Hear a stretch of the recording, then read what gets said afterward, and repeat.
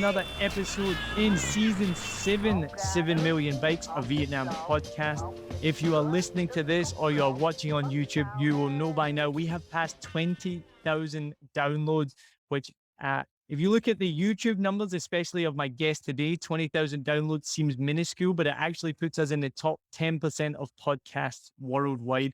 So thank you so much to everyone who's supported, every guest, every listener, every single person, Lewis Wright, my wife, Adrian Lopez, that's been involved, Lei Win. We couldn't be here without you. So thank you so much. I'm excited for today's guest. He's been recommended by a previous guest, one of my favorite episodes with Nam Den. The guest today is a YouTube content creator, a TV personality. So he also worked for the previous guest, Micka Chu, and he's also an MC. Guys, today we have Hurley, Phuc Map. Thank you for coming on the show. Thank you for having me. I'm excited to be. So give me a bit of your background then. So your whereabouts in the States are you from? So I was born and raised in Florida. I studied at University of Central Florida in Orlando.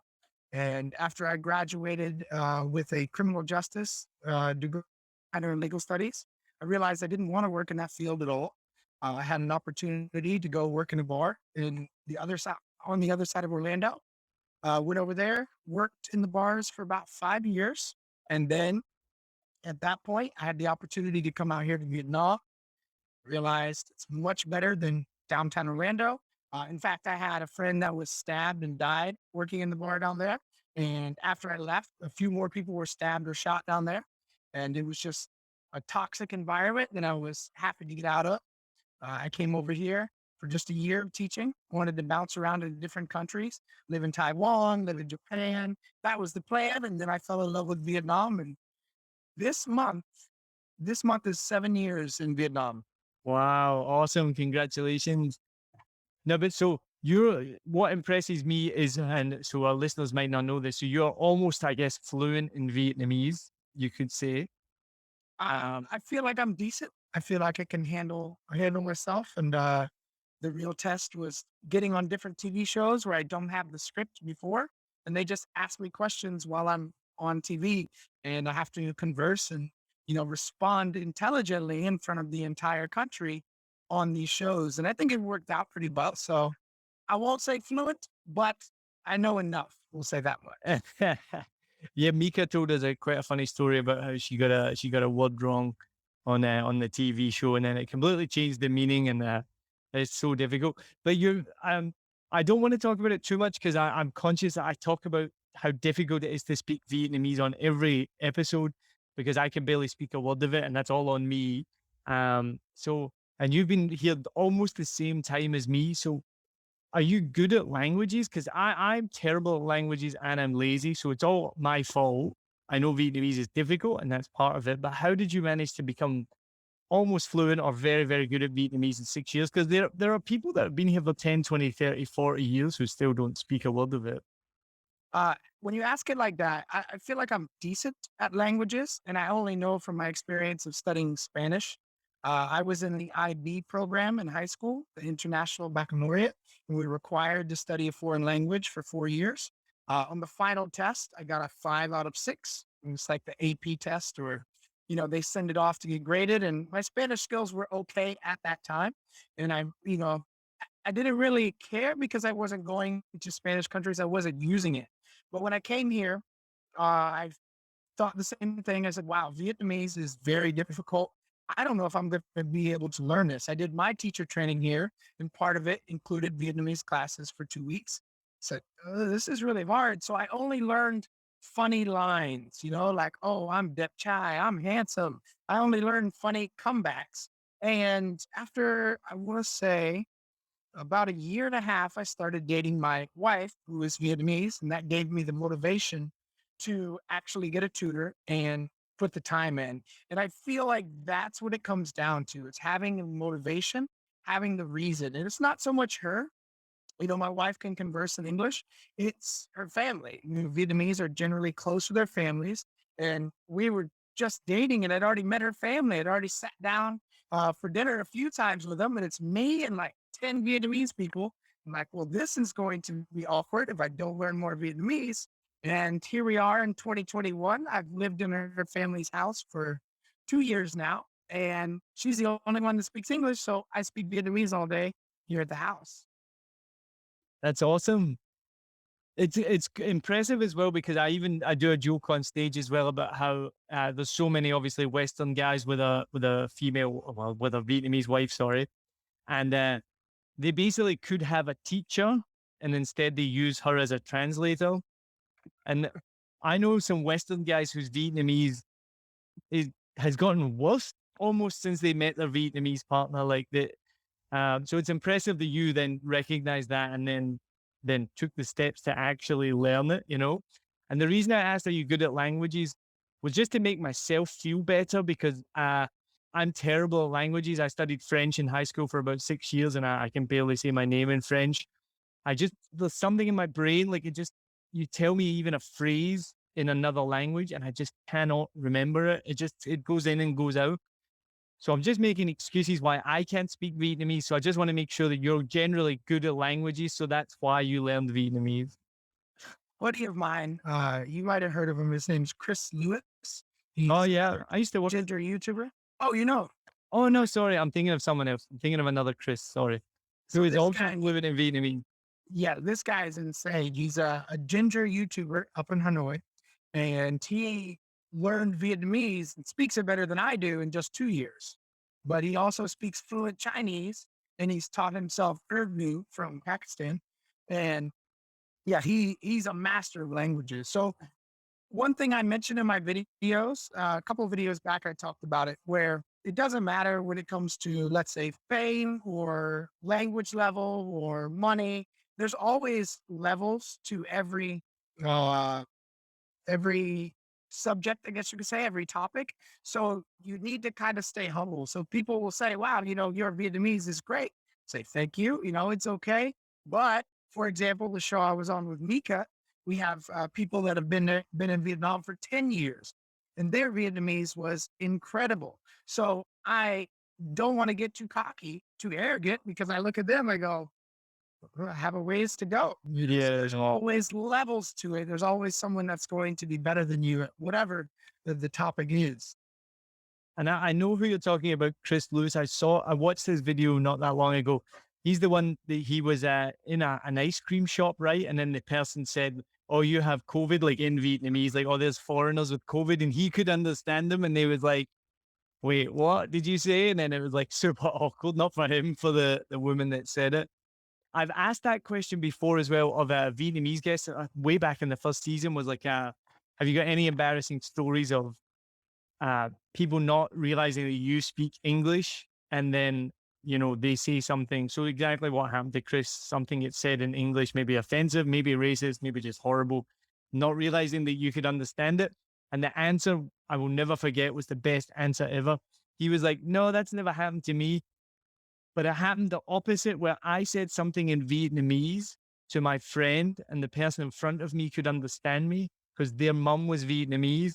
So he was in America and he's gay and the guy in front of him was really cute. And he was saying to his friend in Vietnamese, "Oh, this guy's really cute," and like talking about how handsome this guy was. He would look Western. And then he turned around and spoke to them in Vietnamese, saying like, "Yo, thank you very much." And blah, blah. I was like, that's pretty funny. I wasn't expecting that answer. Have you had anything similar to Chris like that where someone said something, maybe not offensive, but just said something about you in Vietnamese, not realizing that you can actually understand what they say? A couple of times. So part of my language learning when it comes to Vietnamese was in the markets. A buddy of mine, the Phuc Map, the tall friend I told you about, him and I, we used to go in the markets and use our bargaining to practice our quick-witted Vietnamese. And people would say something and not think I understood, and then I would come back with it because maybe it's just me, but one of the first things you learn in a language, it's the bad words. My wife, she owned a Quán Nhậu, which is like a beer club restaurant. And I would hear every bad word in Vietnamese from the customers every night. And one guy, he said something similar to like a sexual reference to me at a restaurant, while I was waiting on my food. And I asked him, "Oh, who are we going to do that with?" And he's like, but nothing too crazy. Chris's story was good. I shared that on my stories and it got onto Reddit and it's blown up quite a bit. But yeah, it's definitely happened before. Yeah. And when you said Chris, I, I was thinking, so a guy I work with who's also named Chris, and I've forgotten his last name for the moment, but it's similar thing. He can speak like 5 languages. That's kind of why I asked that question, because there are just some people who, and what I've heard from other people as well is once you've learned one language, it becomes easier to learn a second and Mhm. a third because your brain kind of, I guess the synapses start to snap in that direction. I make the joke, I barely speak English. I'm Scottish. Come on, my wife still corrects my grammar like every day. I don't use proper grammar. The way I speak right now, I've had to relearn how to speak the English language because I moved to America. So when I moved to America and when I was 20, I was working in this summer camp and I walked up to this girl. We're all hanging out, chatting. And I was like, all right, how you doing? My name's Neil. Nice to meet you. And she was like, what did you say? I was like, all right, nice to meet you. My name's Neil. How you doing? You all right? So I've just come from Glasgow. That's just, how we speak. And she looked at me and she's like, "What- I have no idea what you're saying," and just walked away from me. And I was like, oh my God, what is going on right now? I was so confused and like upset and hurt and like, I'm speaking English right now. And that wasn't the only example. There was plenty more examples, but that was the one I remembered the most. So for me, I didn't learn another language, but I learned how to speak English properly. So now I enunciate and pronounce all my words and I speak slowly and things like that. So that's my achievement when it comes to languages is speaking English properly. I feel like I didn't get enough interactions with foreigners, and by foreigners I mean even people from England, Australia, Ireland.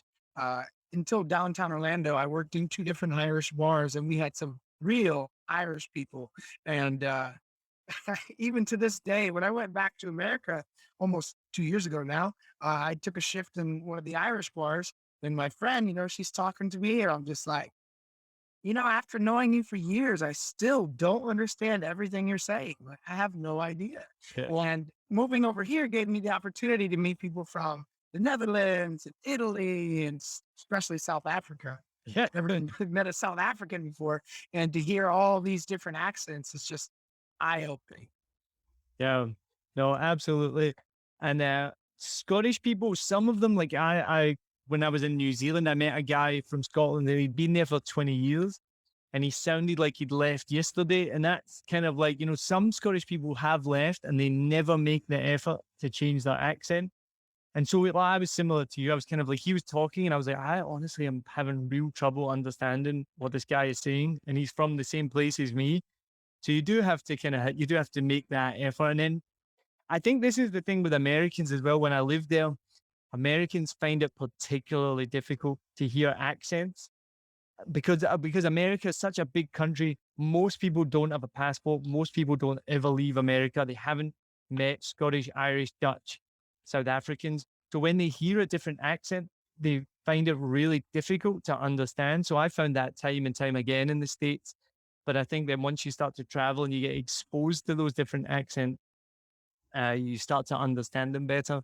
But one of my favorite things, I worked in a bar in New York actually for a short time, and I would get it in New York all the time that he like if someone would just I'd talk to them and they'd be like, "Oh my God, I love your accent. Where are you from in Ireland?" And I'd be like, at that point, I have been to Ireland now, but at that point, I would be like, I've honestly never been to Ireland in my life. And then like their head would explode. Like, what are you talking about? You're Irish. You're from Ireland. I love Ireland. My great granddaddy's from Ireland. And I'd be like, mate, no, I'm from Scotland. It's different. And he'd be like, oh yeah, but it's like the same, right? Well, like you mentioned before, it's similar to that with Asian countries.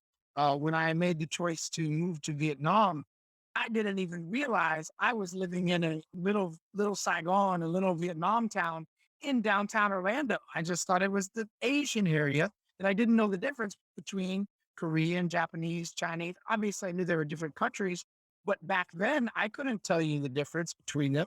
After living here and visiting a lot of those countries, I can spot the differences. I can tell you different aspects of their culture. But actually, I just filmed a video yesterday for my channel reviewing what I said on the TV show. And that was one of the things I mentioned. For a developed country, America doesn't have a lot of people that have a passport. I want to say, I think 46% of people don't have a passport in America. Something like So they that. don't Yeah. get out. They don't see other cultures. They don't see other countries. And I lived that firsthand. I came to Southeast Asia and my mind was blown. I had no idea. I only knew Thailand from Muay Thai. I didn't know anything about Cambodia. I found out a lot about Vietnam when I moved here. So I think that's an American problem, even as close as Ireland and Scotland are like they can't tell the difference. And I think that's in part to not getting out and exploring the world. Oh, absolutely.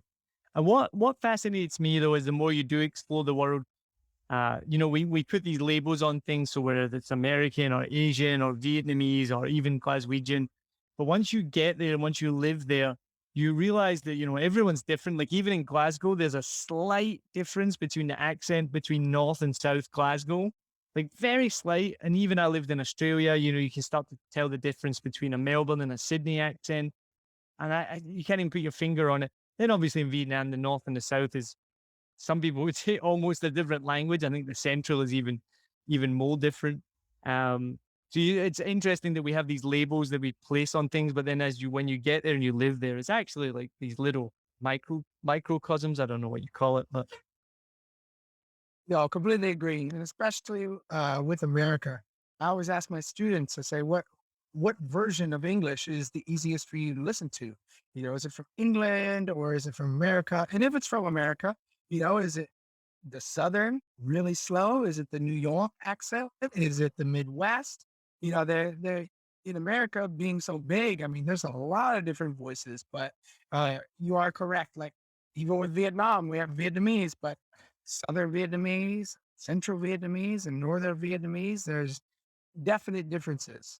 so can you communicate in Central? Or I think Central is the most different, right? Like I talked about this before. My friend who's Saigonese, we went to Nang earlier this year when travel was still available. And she could not communicate with the server. It was so funny watching her get frustrated trying to talk to another Vietnamese person and order some food. And she's like, I don't know what she's saying. And I think South is different again. So how are you in those dialects? I'm in a unique position. My wife's family, they're originally from the North. Her hometown is Haiphong, which is in the North, but she was born in Saigon.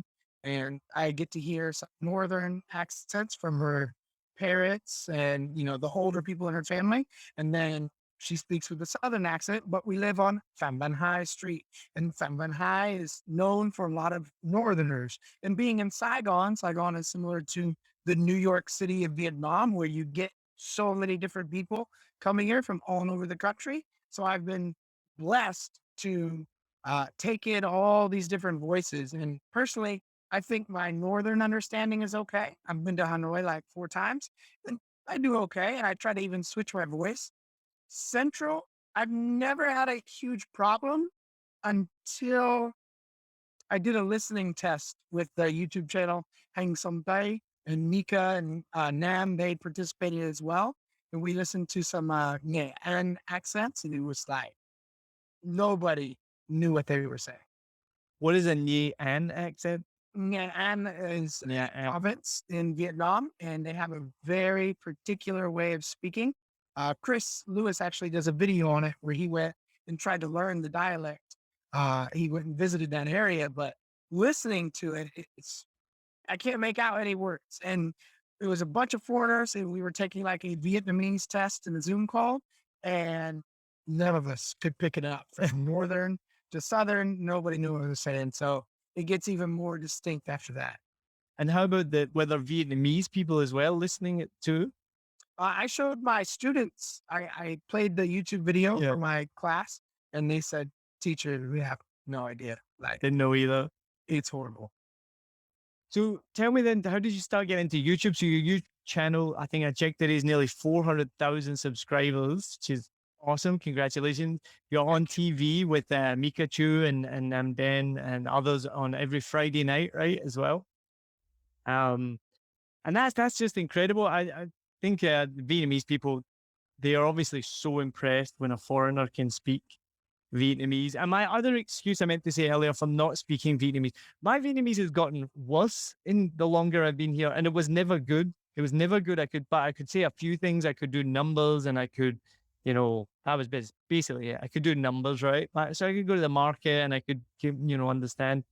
But the longer I've been here, and I talked about it before, I've noticed, especially obviously in Saigon, the level of English by Vietnamese people has increased so much Hmm. that, and obviously I used to live in a more local area, so I would come across local people more often, and then you'd be forced to speak it.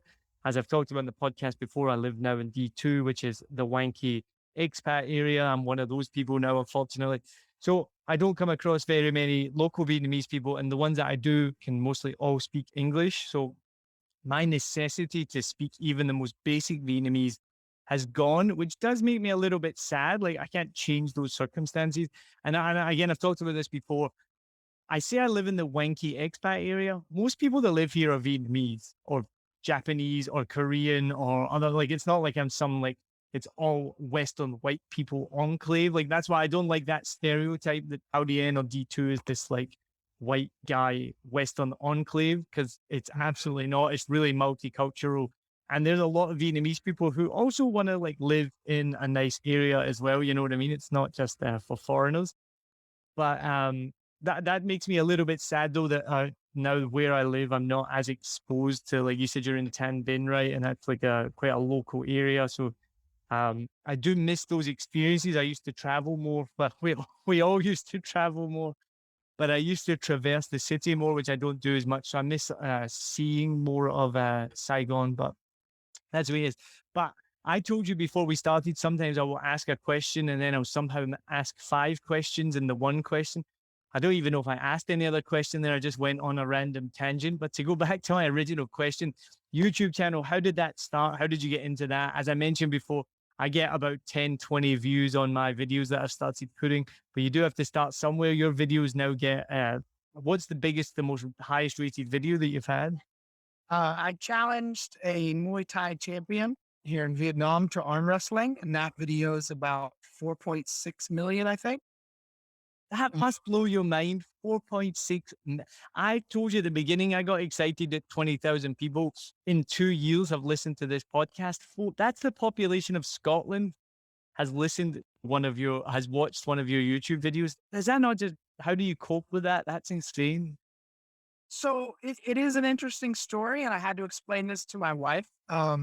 This idea of being famous, like I go back to this all the time.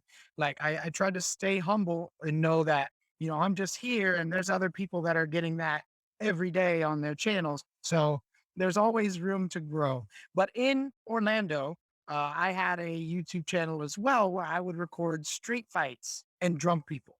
But every night there were fights on the street. You doing that Get out of work, fights? You are bum doing fights, everything. I just shared a story. Somebody recorded a bum fight in front of the bar that I worked at just yesterday, and 3 homeless people are fighting, and a homeless guy comes up on a wheelchair with one leg, gets up and starts fighting with them with one leg. No joke. Just had it on my Instagram. So, needless to say, downtown Orlando was full of content, and my job was, like I said, I could drink at work. I could run out of the bar and film a fight and then run back in on my shift, like no big deal. So my channel back there, it got over 1 million views total because of some viral fight videos, and I also had an ongoing trend. Let's say that. So we had what was called dirty feet, or drunk girls that would take off their high heels and walk barefoot. So I would go up and like a interview them. king. Yeah, it was horrible. Like, I mean, they just black bottoms of their feet walking around where people throw up, there's broken glass and all this. So, me being the very we say lay in Vietnamese, but where I don't mind poking at people, I would come up and film them and interview them and say, "Do you ever wash your feet? I see you have quite dirty feet here." And some girls would punch me or their boyfriends would chase us. But it became a hot trend where people would send me pictures of dirty feet. Like, I found them for you. And we made a music video with it. And I sold t-shirts. If she's got dirty feet, she's got a dirty blank. And then people would fill in the blank. So this idea of people knowing my content wasn't new. Like I didn't make a lot of money from that. I wasn't the most famous person in Orlando, but like I said, people knew who the guy with the ginger beard was because I'm the one that followed around Dirty Foot Girls. So after getting chased away from a couple of street fights, I would be recording a 4-on-4 street fight, and someone's like, "Oh, get that!" And then I would get chased by the group. I kind of gave it up. I said, it's kind of dangerous. I'm not even making money. I'm going to get sued. I'm going to get beat up. Not a good idea. So I kind of gave it up, leading up until now. Around 2018, I went on a trip to Korea to see my friend Phuc Map, the tall guy, Eric. And at this point, he lived in Korea. He said, "Look, man, you've been in Vietnam long enough. You speak Vietnamese now. I watch all these travel vlogs, and these guys aren't even interesting. They're just in interesting places. They just walk around, record, and talk in India or China or wherever."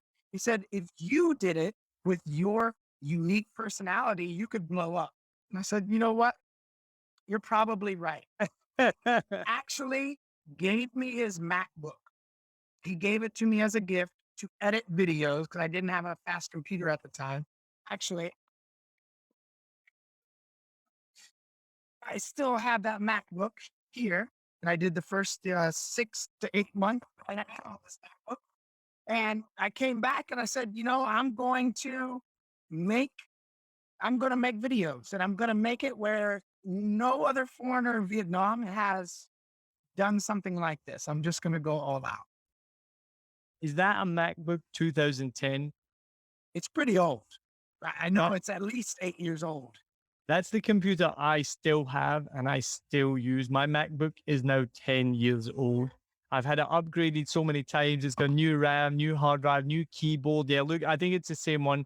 This partly probably what stops me doing YouTube videos and things like this. It's so my computer is so old. I'm always like thinking about like setting up a GoFundMe to see if people want to like help me buy a new computer so I can do more videos because it's pretty old. But I'm also so attached to it because it is I've had it. I've had it the exact same length of my relationship with my wife. I bought it when I first met her. So this computer is as old as my relationship with my wife. I've had it upgraded so many times. It's been with me through every country. It's got me the podcast. It still works. It's pretty decent. So I don't think I'm now at the point where like I don't know if I can ever give it up. Like I'm gonna have it for like 10 more years just because.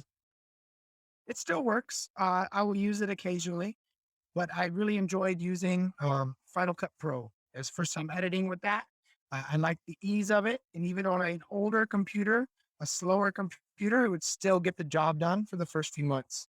And when I came back to Vietnam from that Korea trip, I started filming, and I have an owie eye from my wedding. I said, "Yeah, I'm going to go out, go to the market in my owie eye." And at that point in time, I didn't feel like my Vietnamese was that good. I'd been studying for a while. I can communicate with my wife and their family, and they are gracious with my mistakes. They know what I'm trying to say. But in general, past the beginning conversation, I didn't think my Vietnamese was that good. Well, again, a lot of my story revolves around this guy. Wow, my tall friend Eric. He came back to Vietnam to visit for a while, and we were at a trivia night. Where was this? I want to say it was Game On when that bar was still around. It was Yes. a trivia night. And, we're like, okay, what can we do next? What is the next video for your channel that we can make blow up? And he's like, "Dude, what if you get a pet chicken and put it on a leash and walk around with it?" I said, "Dude, that's great. And act like I don't know that it's not a real pet. What if I accidentally buy women's pajamas thinking they're for men and just wear them to try to be part of the culture, like traditional clothes?" Like, "Dude, this is great." So within like 2 days, we went to the market by my house, Phuc High, which unfortunately for my wife, she grew up in that market. New husband is buying women's pajamas and a chicken and walking it through the market. And we just went out. There was no real script in mind. I just interacted with people on the street, and It was actually it was going to be a tour guide video. Me and the chicken give a tour of Saigon, but it turned into just people asking me what I'm doing and me replying in Vietnamese. And luckily, a somewhat celebrity motor reviewer here, his friend was holding a pigeon by the cathedral, the Nhà thờ Đức Bà, the main cathedral. And one of the jokes with it was that I bought a hen, a female chicken, but I was convinced it was a fighting chicken. And I argued with Vietnamese and they're fighting chickens, saying my chicken would kill theirs and all this. And they're like, it's a hen. It's not a fighting chicken. And I just acted like I didn't know. But I saw a guy holding a pigeon, and I said, you better watch out because my chicken will beat your pigeon up in Vietnamese. This guy took a picture of me, which this picture got shared by his celebrity friend, which before I even finished that day got shared by all of these major Facebook pages. My wife messaged me. She said, don't come home. All my friends are messaging me about you and those pajamas. And we were eating lunch at La Fiesta. Scott, he actually let us leave the chicken outside and brought it some rice to eat. And we weren't even finished. And I get a message and start getting tagged in comments, thousands of likes, just like that. And I hadn't even made the video yet. I hadn't even done the interview for it. And I told my buddy, I said, well, I got to make this good because it's viral. And next thing you know, on the news, like the next day, they're sitting there, the 5 o'clock news, and they said, Hurley, là ai? Người Tây không con gà, đi trên đường. This foreigners walking on the street with a chicken. And they thought I got tricked into buying the women's pajamas. And, within 1 week, it just blew up. Oh no. That is amazing. A lot of people thought I was like mentally handicapped or just something like that. I'm not arguing with that. But until the video came out and you watch the full story of the video, the whole video had, meaning behind it. The foreigner wants to be Vietnamese, so he buys traditional clothes. But he doesn't know they're women's clothes. He wants a pet, but he heard dogs get stolen, so he buys a chicken. He wants a fighting chicken to challenge the guys on the street, but he gets a hen. And then at the end of the story, my wife's sister cooks the chicken and eats it. So just like I feared with a dog, my pet got stolen and eaten. And that's how it goes. And that was your first ever video? First ever viral video. I God. had like 10,000 views at that point on my channel. I had Uh, 4 months having the channel. That video came out around April 1st, 2019. And then I went to 50,000 subscribers in like 1 month. Like it blew up. Wow. That's awesome. I love it. I always love these stories, how things start, right? Like, I hate that wanky term, but it's like organic, right? Like, it's not like some corporation behind it. It's not like it's just, you do something, it's cool, people like it, and then it becomes big. I wanted to ask you a question. You said about being famous. Like, so I know you probably hate this question. Maybe do you consider yourself famous? Again, it depends what level you talk about. Like after being a person that is recognized a lot, again, part of it is just the beard. As a bartender, people go, it's the dirty foot guy with the ginger beard. Like I had that for 5 years. Coming here, people staring at me and coming up and trying to touch my beard. And then now they can put a name with it. They go, it's Phuc Map. Oh, are you the guy with the chicken? I mean, ever since that video, there has not been one city that I visited in Vietnam where someone didn't come up and recognize me by name and ask me where my chicken was. I mean, Hanoi, one guy pulled over next to me and my wife. I was filming and we got the video of him getting a picture with me. In Dalat, I went to do an MC job. And as soon as I walk into my hotel, this little kid's sitting next door and he goes, Phuc Map, welcome to the lot. I was like, wow, hey, good to see you, man. And then we were in Cam Ranh on the beach, away from Nha Trang, away from the main city. And a kid came up and he just walks out of nowhere and goes, hey, Phuc Map, where's your chicken?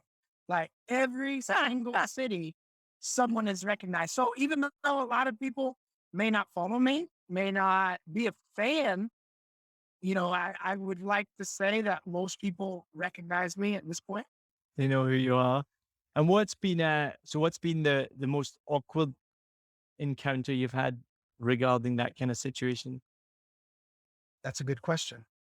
Um, Recently, I took my wife to a steakhouse for her birthday, and I think it's called B3 Steakhouse. It's on Winway Street, and we're sitting down, and romantic, nice birthday gifts. And a guy walks up and he goes, "Oh, Phuc Map, what's up, man?" Hey, and he's like having this conversation with me where it's just me and my wife, and it's a nice restaurant. It's not like a busy restaurant or anything.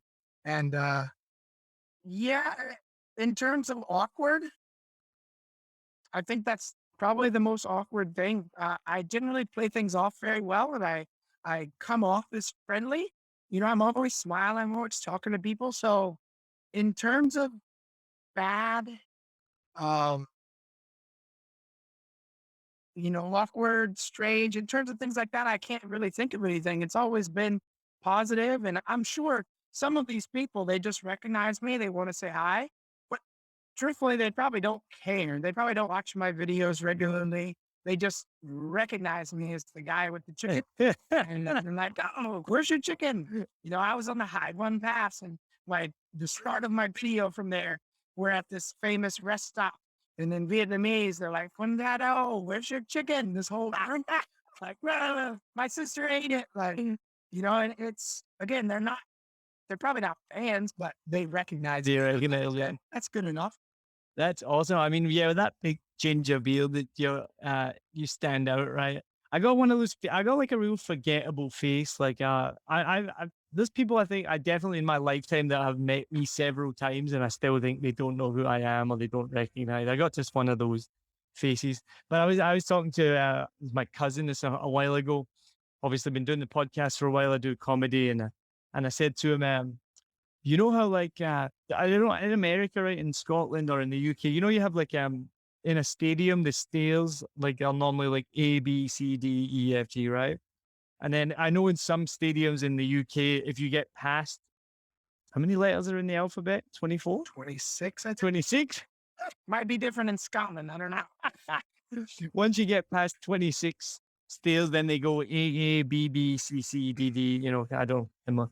And I said to my cousin, I says, they say people are like a Z list celebrity and it's kind of like a slur, like it means you're like a nobody celebrity. I was like, I'm a ZZ celebrity in Saigon. The next level of it.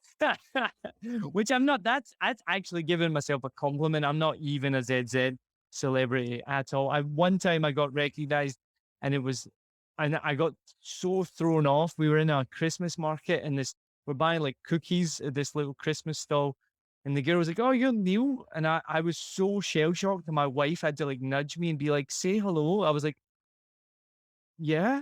So that's my only experience of that. Again, like people ask a question like that, and they're like, "Oh, well, what's it like to be recognized everywhere?" And again, to me, it's great. I love meeting people that actually want to meet me. Like when people ask for pictures, I'm very honored. But in the end, if it was gone tomorrow, it's not like my life would just drop off. I would keep living and keep enjoying my life. It's just an added bonus. It's icing on the cake because it's not like I earn money from each one of those people that I'm not I'm not any more rich because of that. It's just it's cool. But in the end, it could turn out bad. I'll share an experience with you off the podcast. But recently something happened with that where it wasn't as good. But Well, I don't know if this question is what the story you're gonna say, but has it come to the point where people then assume that you're wealthy and you're rich and you're this and you're that because you're recognizable and you're on YouTube and then has that led to any? I don't know if that's the story you're gonna tell me, but that was the question I was gonna ask. Has that led to any kind of encounters? that wasn't the story, but this last year I've gotten a lot of messages from people that I don't know asking me for money. That's a big one. People message me and ask me for money, and to me that's really weird. Like imagine messaging a YouTube.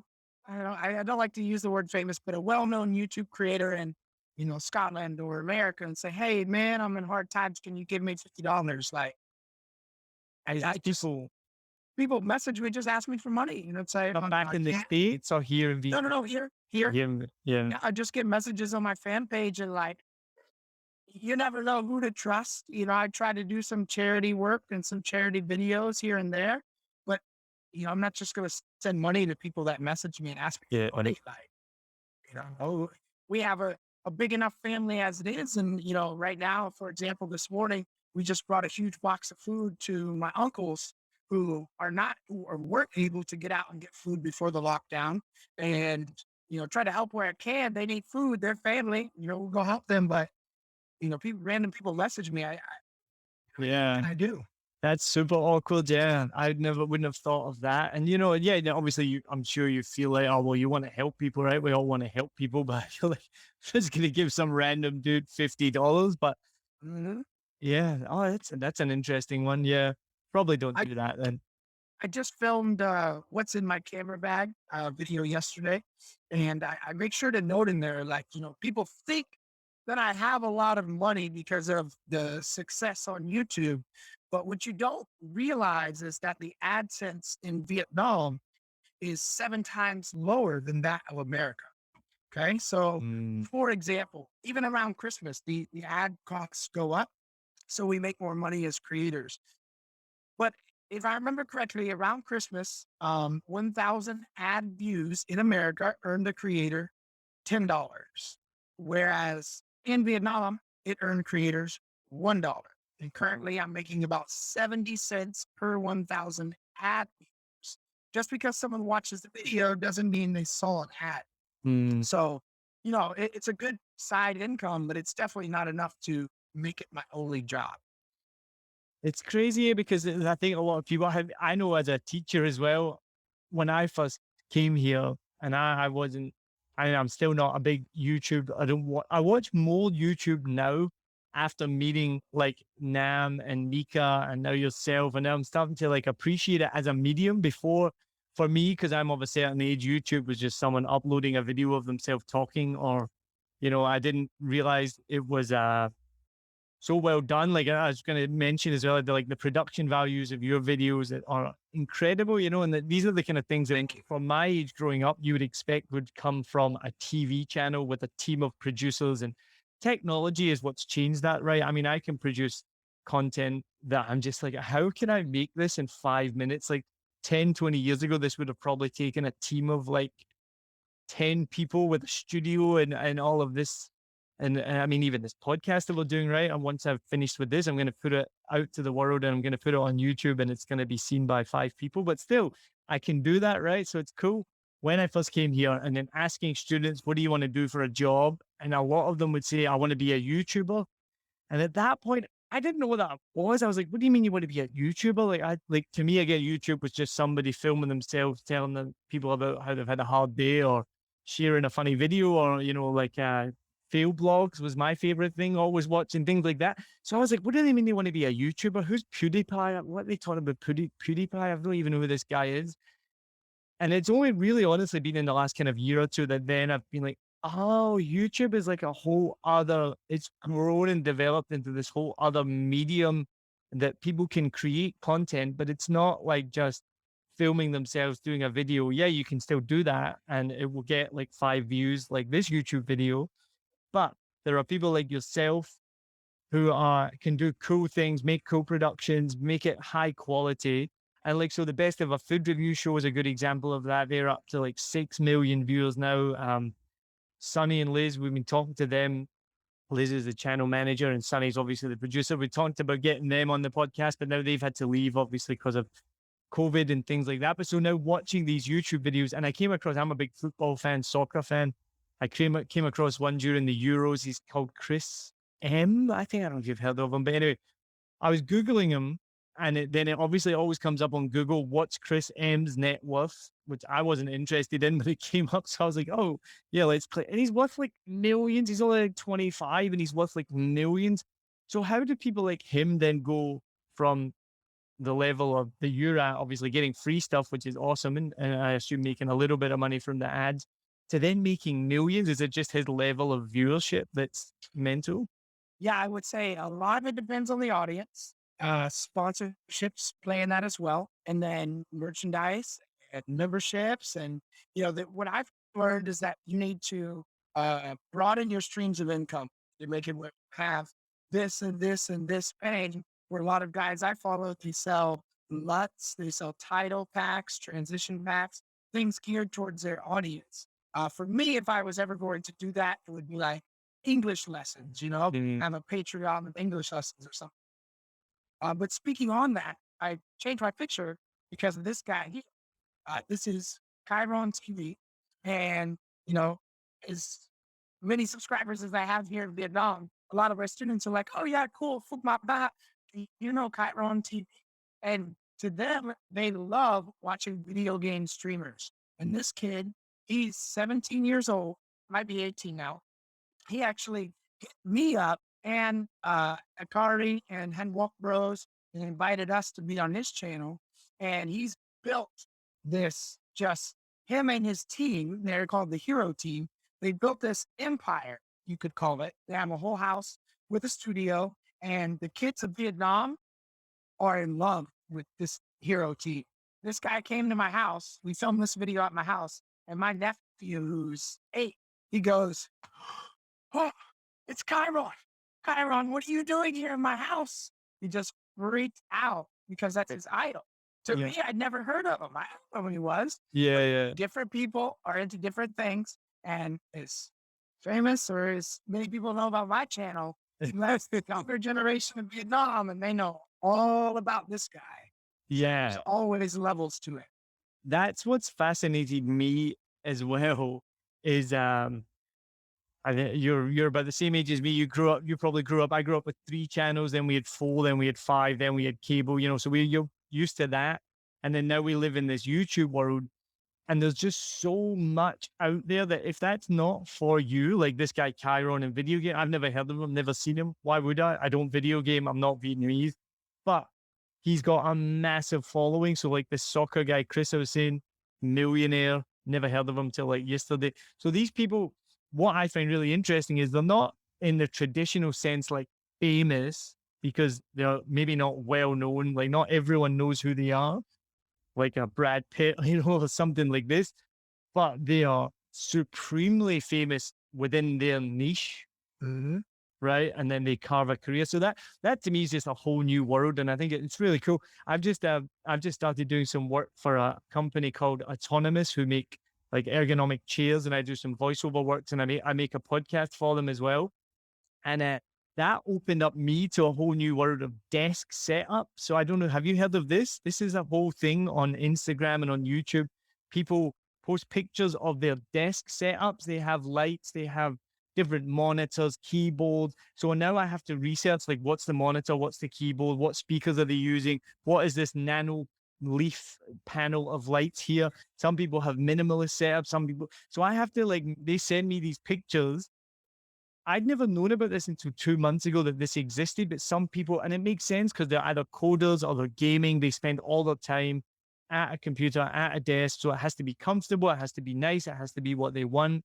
And so that opened up like a whole new world. And I sent it to one of my friends, Devin Gray, comedian and a friend, and he's a coder as well. And I was like, I'm doing this thing. And he's like, yeah, I've posted on these pages. That's what they do. And some of these guys, similar to what you're saying, they have millions of followers. They just get sent free stuff. They like review it, they show it. And so anyway, I don't have a point to that, but it's just fascinating that there's all these little sub niches of what sub worlds going on, I guess. And I'm sure there's many more, millions more that I don't know about.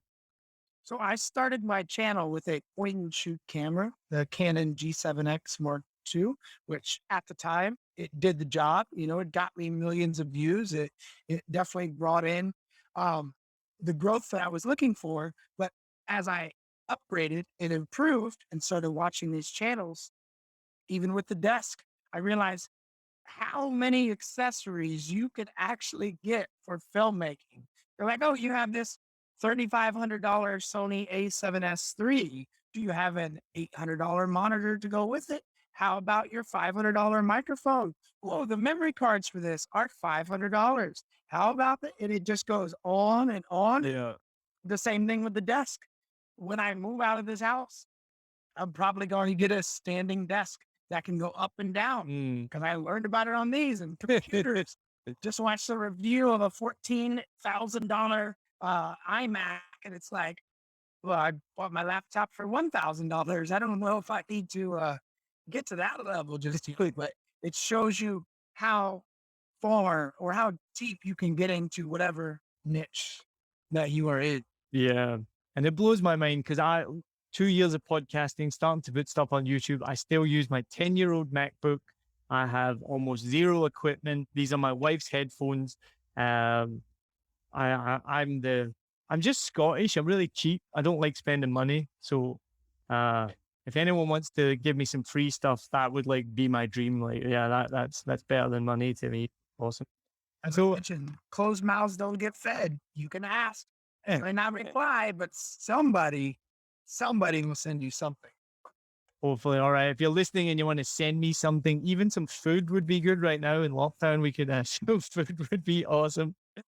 So let's move on to the final questions that I ask everyone at the end of every episode. I change them every season, so we have a whole new set of questions for this season. This question is very specific to the situation that we're in right now. Okay, we're in lockdown. We can't even walk out of the apartment, never mind get on our bike or a scooter or on the back of a grab. If you could get on a bike right now, where would you go? Personally, I think I would head to the beach. I haven't been to Voltal in about 5 years. It was one of the first vacations my wife and I took when we were dating. And I think I would just drive up the coast. I've driven to Dalat, I've driven to Namkapien, I've driven to those areas a few times. But the beach, the coastline, I have not explored as much in the last 5 years. So I think I would go straight up the beach. Yeah, I think at this point I would probably want to do the same. But I was saying to our previous guest as well, like we're so enclosed in where we are right now. I mean, I literally would be happy to jump on my bike and go to D4. You know what I mean? Like, that would be so far right now. It would be nice to get out. So, staying on the lockdown theme, what has been the best thing about this lockdown for you? I think discovering more about my relationship with my wife. You know, we heard in the beginning, even last year when the lockdown started, that divorce rates were up, suicide rates were up, drug addictions were up, domestic violence was up. And my wife and I have been together about 3.5 years. And being stuck in that house together made me realize that's why I married her, because we can get along in complete silence. My wife likes to play video games, so we play Call of Duty on the phone a lot. We can watch the same movies and TV shows. And yeah, building this relationship has been great. In fact, when we got married, we lived in a very, I was, as the Scottish, I was very cheap. I had a 4 million a month apartment, which by apartment, it was just a room and a bathroom. Yeah. And we got married and she moved in with me. And it's like half the closet for me, half the closet for her, no kitchen. And once we got through that, and now that we've been through a couple of lockdowns here, I feel like it's strengthened our relationship. And I feel confident in saying we can spend months together without getting out of the house and be just fine. That's awesome. Yeah, I feel very lucky. So as I mentioned, my wife and I have been together for 10 years. So we're one of these weird couples where we really like each other. We really like spending time with each other. And every couple is different. I know some couples who have been together for a very long time, but they're very independent from each other. So I'm not saying that our relationship is better than other people. It's just, but our relationship is we spend a lot of time together and we enjoy it. So for us being stuck at home together all day is yeah, we just have fun. We have a lot of fun together. It's pretty good. But I've been as I said we did open mic comedy last night. I said, it's unbelievable that in 3 months' time we've never had an argument. It's unbelievable. It's unbelievable, right? So obviously we still argue it like anyone does. It's not all, but we have a good time. So that's good. I talk about my wife too much. She's my biggest fan. She listens to every episode, and one of her biggest criticisms is you talk about me too much because I can't help but talk about her in nearly every episode. But I'll give you the opportunity. Your wife sounds awesome. Give your wife a shout out on the podcast right now. I have to give my wife credit for putting up with me, for all the things that I've done. Um, I mean, even down to the way my humor is. Okay. So I'll share something about me, which surprised her at first. Uh, in America, a lot of people like to get tattoos and say Chinese or Japanese, and it's like honor, loyalty, something meaningful.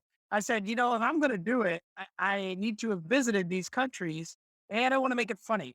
So on my leg, I have what I call Viet Tinh Viet. I don't know Vietnamese tattooed on my leg. So people are like, wow, what does it say? I said, Vietnamese. They go, well, why did you get it? I don't know Vietnamese. And they can't understand. So then I kept the joke going. And this has been the entire time I've been with my wife. So every time I come back from a country, she's like, oh man, on my arm here, I got a bamboo tattoo in Thailand and it says something in Thai. You say, well, what does it say? It says something in Thai. Yeah, but what? And I've actually had people get angry with me, but you don't want to tell me? It's like, I just told you, dude, something in Thai. And then I'm not going to show you on the podcast, but I got a tattoo on my butt in Korea, in Korean, and it says it's Korean. And you say, well, what does it say? I go, it's Korean. Like, what? And then my wife has to live with me coming back from Korea. Like, guess what? I got another tattoo. She's like, oh man. And then in Laos, she wouldn't let me. I was gonna do it in Laos too, but she's like, don't even try it. So she bought my last tattoo, and then I'm officially supposed to be done getting tattoos. So again, my wife putting up with me through my humor, going to her neighborhood market that she's been in for 33 years now, and just acting a fool, being the only foreigner in this whole neighborhood and running around with the chicken. And her putting up with that, and her family putting up with that. So shout out to my wife for being my biggest fan and putting up with me and my immature humor. That's awesome. So, on the flip side to that question, what's been the most challenging thing about lockdown for you? Being a YouTube creator, just not being able to go out and film. A lot of people that watch from outside of Vietnam, they want to see the street life. They want to see the scenes of the city. And right before the lockdown, I started a new segment similar to what we said Chris was doing, where he would just walk around and film everything. Where I just walk around with the GoPro or the Insta 360 and talk about the area that I'm in, and random people come up and talk to me. And both of those videos did very well. In fact, one of them's close to 200,000 views, I believe. And I said, great, this is a new subcategory I'm going to run with. And after I put the second one out, lockdown. So as much as I want to just go and make these easy videos, Yeah. podcasts with myself on the street, I can't do it. So I think the most challenging thing as a YouTube creator is having to film everything at home, and as an English teacher, having to teach online. My classes are great, but the little kids can get hard to control after 2 hours. So yeah, having to do everything from home will be the most Yeah, challenging thing. that's tough. Have you not thought about doing a YouTube video, just like walking about your apartment and just commentating on like, so I'm just going into the cupboard right now. So I'm just going to get a bag of chips.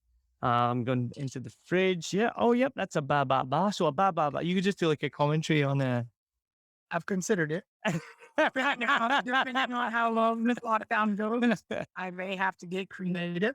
I want to do a skit where I teach myself Vietnamese, where I'm the student and the teacher, and it just does a split screen and, just joke back and forth about Vietnamese. And I've just come up with these creative ideas where I have to come up with them because what else am I going to do? Give my, in politics? I'd rather not. Yeah, yeah, for sure. I know the lockdown has had some positives. I remember saying this even kind of maybe last year at the beginning of the lockdown, and I think it's throughout human history, right? When you're put under pressure or a different situation, like good things can come, right? It's not all bad. Like the situation changes to, like for me, 7 million bytes I've had the time in the last few months to really develop it. We're going to come out of this stronger than we were before, so it's not all bad. Now, you've been here 7 years, was it? Six, seven, And 7 years this month. 7 years this month. What in Vietnam has shocked you the most? I have to say the people, the general uh, friendliness and hospitality of the people. after going to like 11, I think 11 different countries. A lot of different Asian countries. For example, Tokyo, a lot of people would shy away from talking to me. They would just kind of like veer off. It's not that they were mean, it's just they didn't want to socialize with me, whether it's English or whatever. Southern Laos, people were a little standoffish. Thailand, they were always trying to sell me something. Cambodia, they were always trying to sell me a bracelet or something. I feel like Vietnam was the most genuine experience that I've had in an Asian country, and I was shocked with how friendly the people were.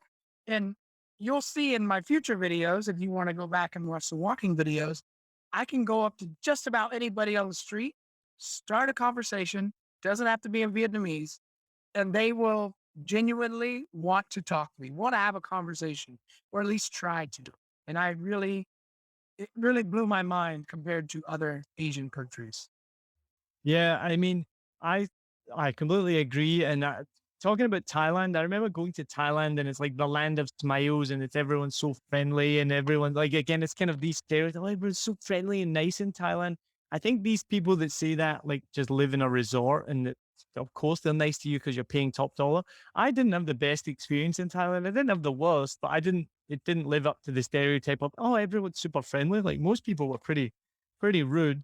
But and then I completely agree, like Vietnamese people, I get it, it's one of these things we came here on a holiday, we came here for 6 weeks and you just stay. And it's sometimes I think I almost take it for granted how nice and amazing the people are here because I've just lived here for so long. But sometimes I remind myself, I'm like, if I was in Scotland right now and this woman was Scottish, how friendly would she be right now? Like, probably not very at all. Like, whereas here they just have that, they're just very friendly. And you've reminded me, I remember I ran out of gas when I was in D4 when I lived there. So 5 years ago. And this woman came up to us and couldn't speak English. We couldn't speak Vietnamese. And somehow she went to the gas station, brought us a bottle of gas, put it in the bike. And I tried to give her money. It wasn't much, like it's only like 20,000, 30,000, I don't know. But I tried to give her money and she would not take the money. Big smile on her face. So friendly, so nice. Went on her way. Never, don't know who the woman is, you know what I mean? But and that's like deep D4, it wasn't, there's not a touristy area, people could think like, oh, something bad's going to happen. We've run out of gas in D4 and this woman comes along and just gives us gas. So those little things happen all the time that remind you, yeah, the Vietnamese people are really, really amazing. It's one of the comments that gets me on my YouTube. As you start to grow, you're going to get a range of comments. Just wait, it's coming. But one of the comments that gets me when it comes to these videos where I walk around and people genuinely want to talk to me, and like, oh, they're only doing that because you're a foreigner. They're only doing that because they think you have money. And to me, it's just negative people leaving these comments because I'm generally a friendly guy. I walk around with a smile, I wave at people, try to converse with them. And these people aren't trying to sell anything. Yeah. They just see a friendly person and they want to talk. And it bothers me that, there's such negative people in the world that just flood YouTube comments to say, oh, well, it's only this. Another YouTube buddy of mine, made some money on YouTube here. So he decided to go give like $1,000 back to the old vendors in Hoi An. And I commented like, hey, great job, bro. Glad to see it. And negative comments like, oh, you're only doing this for publicity. And it's like, he's already famous. He doesn't need that. He's just trying to give back to the community. But there's always negative people in the world. So Yeah, I've had this discussion before, so I won't go into it. But I'm worried I don't get many comments yet, thankfully. But it has all, and everything that has been commented so far in the 7 million bikes world has always been largely positive. But I've thought about just stopping reading comments so I don't have to read negative comments because no matter, I'm not famous, as I said, but no matter how thick skinned you might be, like that shit is going to affect you, right? So I don't know how you so deal with that. that's, you asked about the wife before, and that's one thing is you won't see my wife in my videos. One, she's more introverted and shy, which is a big reason I like her. But another thing is like I can take the comments. Like I generally about 98% are good. I get about 98% like ratio. But if someone says something bad about me, or says something degrading about me, I just brush it off at this point.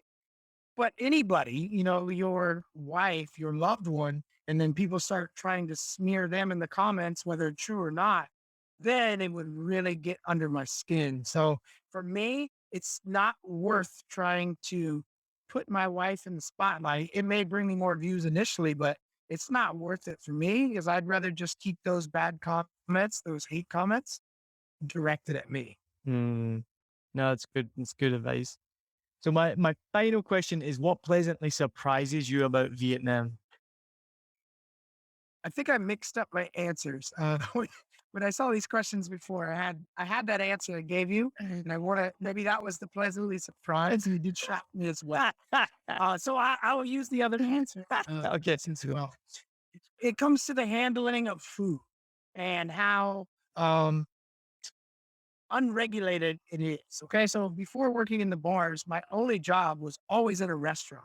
And in America, in a lot of developed countries, we have very strict food safety regulations. We were subject to random inspections and we had to keep the food at this temperature. We had to wash our hands after you go, you wash your hands after you go to the bathroom, but after you smoke a cigarette or after you go outside, you have to, wear gloves or hair nets. I had to wear a beard net in one restaurant. Seen that before, yeah.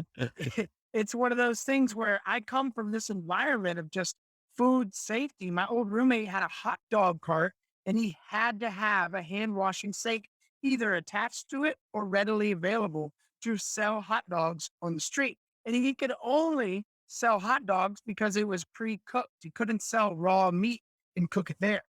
But to come here, not just Vietnam, but Southeast Asia in general, and to see people making a banh mi, at the same time taking your money and then continue making it. And, to see that, it really surprised me at first. And then I got used to it after a while. In fact, the only places I feel I got food poisoning over in Southeast Asia was nicer restaurants, fancier restaurants. I can't ever point it to a time where it was a street food, but yeah, to come from food safety regulations to its regulation. I like, for example, eggs. I think in the UK, you guys don't refrigerate your eggs, but my whole life, eggs were refrigerated. And I remember being in Thailand and seeing eggs on the back of a bike. And I said, "Ooh, how long have those been out of the fridge? Are those good? Can you eat those?" I was shocked. I had no idea. And then some of my UK friends said, "Oh, tastes better if it's not in the fridge." What? No idea. It's yeah, absolutely. Like coming here and you're watching the food vendors, like you say, touching the money, touching the food. And what blows me away, I've never had food poisoning here. It almost makes you think that like we are too soft in the Western world where we have all these regulations with food safety, food health. You got to wear a beard net. Like that's insane. Whereas here, the guy is literally topless, smoking a cigarette, making a banh mi at the same time, and you're completely fine. There's no problem at all. We come over with our Western sensibilities, and you're like, oh my God, this is shocking and disgusting. But the longer you're here, you're like, yeah, it's fine. It's almost like the change in environment changes the attitude, for me at least. I know there's some people that still won't do it, but I can remember, in the first couple months here, finding a hair in my soup, like a long black hair. And I take it out and I just kept eating it. And Yeah, I would yeah. find them occasionally, Absolutely. have a rat run under the table, whatever. And over here, I keep eating it. But if it happened in America, if I went back to America next week and it happened at McDonald's, there's a hair in my French fries. What is this? It's almost like the environment changes your attitude. Absolutely. You don't expect it there. 110%. I think I've had this conversation with my wife. Yeah, if the same thing happened back home, you would lose it. But here you're like, I mean, yeah, I'm not exaggerating. We barely have a meal where there's not a hair in it. Like that's just the case. And you're just like, yeah. When we went back to Scotland the last time, we went out for like a brunch and my wife had some eggshell in her eggs and the server came up and she was like, oh, how was everything? And we were like, oh yeah, it was good. But oh, there was just some eggshell in there, but we weren't even complaining. It was just like, she asked, how was it? And we were like, oh yeah, there was some eggshell. She was like, "Oh my God, I'm so sorry. We'll comp that meal, no problem." And like took it off the bill. And we were like, "Wait, no, no, wait." She took it off, but we didn't ask her to at all. And we were like, "Wow, that like again is the difference." Like here, a bit of eggshell, you'd be like, "Yeah, there's eggshell. That's what happens, you know?" And it goes deeper into the restaurant thing with the customer service. It's not saying people here are rude. It's just the way they deal with it is different. Yeah. Quick example. We went to a pizza restaurant, which I will not name for the sake of the podcast. My wife and I love mushroom pizza. I get a mushroom pizza, and it was a Chicago style pizza. So the toppings were kind of underneath, and it comes out. And I noticed the people next to us had ordered before. They were here before at the restaurant before we got there, but we got our pizza before them. So we started eating, and I'm like, man, these mushrooms are really thick and chewy. And then I see the lady as we're eating come out with the mushroom pizza, looks at us eating this pizza, and she goes, "Oh," and doesn't say anything, just walks back. And then the staff come out to the couple next to us, apologize, and then give them our mushroom pizza. We got their seafood pizza. Oh, And I'm like, you mean this is squid? These are mushrooms? And then they're eating our mushroom pizza. And I'm like, okay, well, you guys are going to cop the pizza, right? Like you didn't even apologize. no check. No, we'll give you a discount. Yeah. 20,000. It's things like that, right? We could do a whole podcast about things like that. It's so funny. I forgot what that's like because we haven't been out in 3 months now. But anyway, let's leave it on that. Thank you so much, Hurley Phuc Map. Which when you said Phuc Map, I thought it meant it was a slur for. I knew Map was fat, and I was like, I thought they were calling you a fat fuck, but thankfully not. I have to call that, don't worry. This has been an awesome chat. It's been so good to know more about your channel, know more about you. I definitely look forward to catching up. We'll introduce our dogs together. We'll have a beer and a pizza, hopefully, or a burger or something, something that's not home cooked. Not that the home cooking is bad, but I look forward to that. So I know what you mean. Stay safe. That's good, Neil. Thank you for having me. You're very podcast. I nearly forgot as well, before we finish, give people a shout, tell people where they can watch your channel, how can they find you, how can they follow you, and what's coming up next for you. I nearly forgot that crucial question. No worries. Well, everyone, thank you for watching the podcast. Like Neil said, my name is Phuc Map, and I'm a foreigner here in Vietnam making videos about Vietnam, Vietnamese, the culture, and the food here in general. So if you want to follow me or just check out some of my videos, if you type in Phuc Map on YouTube or TikTok or Instagram, it's the same username all the way across, you can find me. Check out my playlist for the must watch, some of my funniest videos. If you don't like the humor on those videos, you're probably not going to like the rest of our channel. So I will thank you in advance for trying. But if you do like it, make sure you subscribe and check out the rest of my content. Awesome. Thank you very much. Enjoy the rest of your day, and I will see you very soon, hopefully. All right. Thank you, Neil. Stay safe in lockdown, man. Cheers.